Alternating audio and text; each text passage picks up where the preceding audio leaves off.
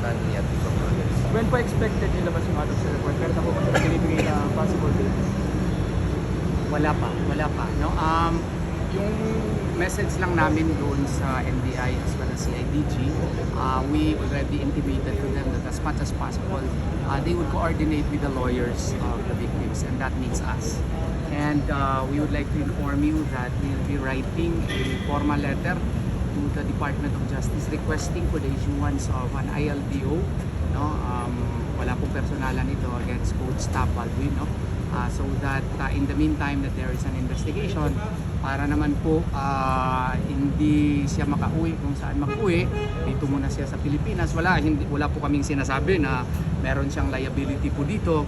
Para lamang po magtuloy-tuloy po yung investigasyon, magre-request kami sa Department of Justice na may immigration lookout bulletin order muna sa kanya. Yun po ang ipapadala namin yan ngayong gabi or tomorrow morning, and I hope and pray that the DOJ will act on it, not through the Bureau of Immigration. Sir, what were gathered by the CIDG and NBI lang today? What happened po, sir?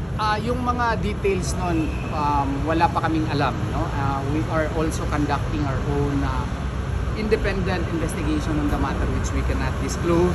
But of course, we welcome the investigation being conducted by the NBI as well as the CIDG on the matter. Yung request lang namin na sana makipag-coordinate din sa amin kasi mahirap na mag-file ng kaso yung NBI, mag-file din ng move yung what you call this CIDG. It will somehow affect our case also.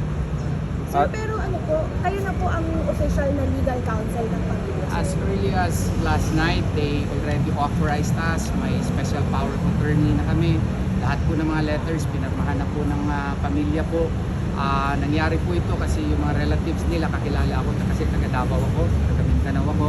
And then, nag-respond ako at that time, nasa aeroplano pa kasi sila. And I had to coordinate with Governor Cane, kaya ganun po ang nangyari. Yun po ang istorya nun. And I was able finally to contact the family through my associates, through the kasama namin sa opisina ni Attorney Jimmy Ponte. Sir, if you may share, snippets lang po ng discussion with the PSC, ano po yung mga napag-usapan kanina, sir? Si Jimmy na yan. With much credit to the PSC, no, they did not talk about anything else but extending their condolences plus their willingness to send financial assistance na will not represent any it's not a waiver of any rights on the part of our client. Talagang tulong lang po yan. And Chairman Gregorio made that very clear.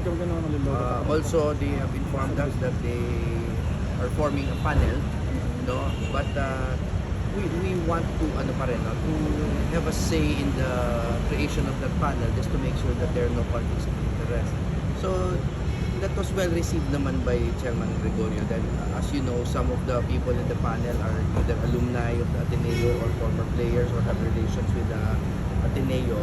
So we're just we're not casting aspersions. No, Ateneo is my alma mater. We respect them. But we just want to extend exert all efforts to make sure that we have an impartial investigation. What Jimmy is actually saying is that sana po, may letter kasi kaming pinadala na doon sa Philippine Sports Commission.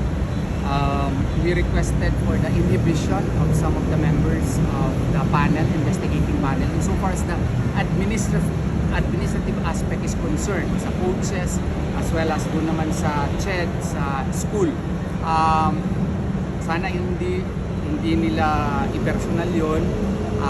Pinapa-inhibit namin po yung mga may close connection po ng Ateneo para yung investigasyon po ay magiging fair at saka wala ring bahid na bias. That is also important for public perception.